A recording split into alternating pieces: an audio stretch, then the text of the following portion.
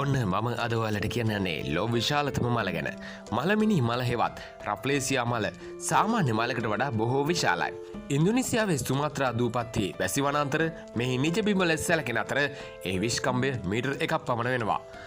වරින් කිලෝග්‍රෑම් 11ක් පමණ වන මෙම මලට ආකර්ෂණය වන බොහෝ කෘමි සතුන් මරණයට පත්වන්නේ ෂණිකයෙන්.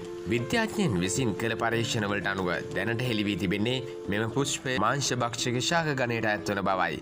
මෙම මලේ සුවඳක් නොමැති අතර රෆ්ලේසියා ආනෝල්ඩි මලෙන් වහනය වන්නේ මලසිරුරු වලින් හමන දැඩි දුර්ගන්ධයයි. මෙහි නිජබිම ඉන්දුනීසියාව වුවද මේ මල මැලේසියාව, බෝනියෝ, දකුණු තායිලන්තේ, සුමාත්‍රා, ජාවා දූපත්වලද බහුලව පවතිනවා.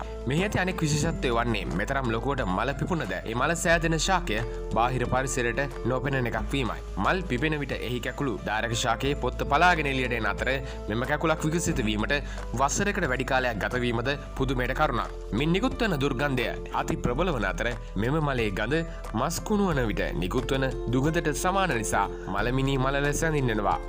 මෙහි ඇති ගඳට ආකර්ෂණය වන කුරුමිනි විශේෂ කීපයක් මගින් මෙහි පරාගණය සිදු වෙනවා. මෙවැනි ඔබගේ දැනුම අලුත් කරන තොරතුරු දිනපතා දැනගන්න අපගේ YouTube නාලිකාවත් සමග දැන්ම එකතු වෙන්න. අදට ගිහින් එන්නම්.